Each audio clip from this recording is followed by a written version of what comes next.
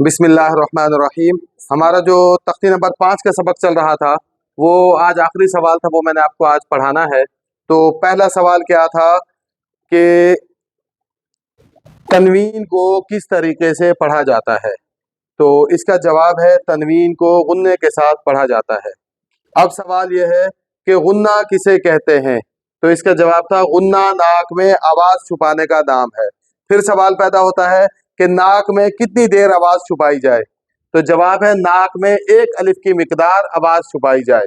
ठीक है, आज मैं आपको अलिफ की मिकदार बताता हूँ कि 1 अलिफ की मिकदार क्या है। अपनी मुट्ठी को आहिस्ता से खोलें या बंद करें तो एक अलिफ की मिकदार बनती है। या जैसे ये ऐसे उंगली को आपने आहिस्ता से खोला या फिर यूं आपने बंद कर दिया, या मुट्ठी को आहिस्ता से खोला या यूं बंद कर दिया, तो ये कितना बनता है, ये 1 अलिफ की मिकदार बनती है। ठीक है, तो 1 अलिफ की मिकदार तक गुन्ना करना है। ऐसे मीम दो ज़बर मन, मीम दो ज़ेर मिन, गुन्ना 1 अलिफ की मिकदार करना होता है। ठीक है, इसके 3 सेकंड बनते हैं या 2 सेकंड बनते हैं। ठीक है, तख्ती नंबर 5 तनवीन। सवाल, 1 अलिफ की मिकदार क्या है। 1 अलिफ की मिकदार क्या है। 1 अलिफ की मिकदार क्या है।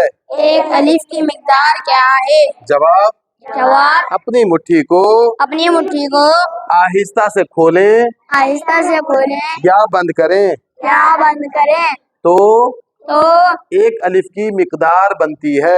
1 अलिफ की मिकदार बनती है।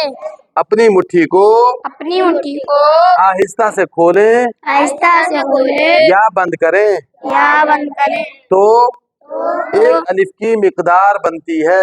1 अलिफ की मिकदार बनती है। अच्छा, एक और चीज आप नोट कर लें कि अक्सर लड़के बच्चियां जो है ना, वो जब तनवीन पढ़ते हैं तो वो ऐसे पढ़ रहे होते हैं मीम अलिफ दो ज़बर मन। तो एक बात आप जहन में बिठा लें कि ज़बर की तनवीन में अलिफ का नाम नहीं लिया जाएगा और ऐसे ही या का नाम भी नहीं लिया जाएगा। ठीक है, जैसे आपने कायदे में देखा है, आगे वो सबक पढ़ाऊंगा, दाल लिखी होती है, दाल के आगे या बना हुआ होता है। ठीक है, तो इसके ऊपर 2 ज़बर आ जाती हैं। जब 2 ज़बर आती हैं तो बच्चे ऐसे भी हिज्जे कर रहे होते हैं, दाल या 2 ज़बर दान। नहीं, बिल्कुल नहीं। ज़बर जहां पर होगा, ज़बर हमेशा ऊपर होता है। जब 2 ज़बर ऊपर होंगे, ज़बर की तनवीन में अलिफ का नाम नहीं लिया जाएगा। ये आप जहन में बिठा लें, क्या बता रहा हूँ, ज़बर की तनवीन में अलिफ का नाम नहीं लिया जाएगा और या का नाम भी नहीं लिया जाएगा। ये जहन में बिठा लें, ज़बर की तनवीन में अलिफ और या का नाम नहीं लिया जाएगा। जैसे मीम दो ज़बर मन। अच्छा, वहां लिखा कैसे होगा, लिखा यूं होगा, मीम अलिफ 2 ज़बर मन लिखा हुआ होगा।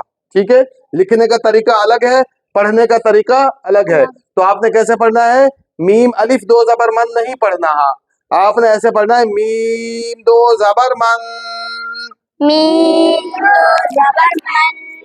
ऐसे जब दाल पर आपका सबक आएगा तो वो वहां लिखा हुआ है दाल या, तो आपने या का नाम भी ये नहीं पढ़ना है। कुरान पाक में जहां पर भी ज़बर की तनवीन है उसके आगे 2 हर्फ लाजमी लिखे होते हैं, एक अलिफ लिखा होता है, एक या लिखा होता है।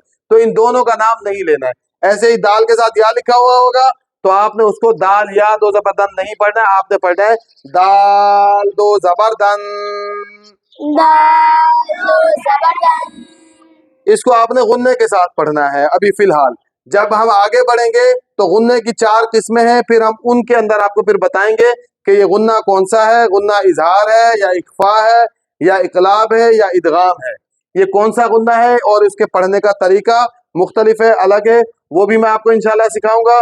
अभी तक हमने जो कुछ सीखा है और सिखाया है, और अल्लाह तबारक व तआला से दुआ है हमारे इस सीखने को सिखाने को अल्लाह पाक अपनी बारगाह में कबूल फरमाए और हमें सबसे ज्यादा इस पर अमल की तौफीक अता फरमाए।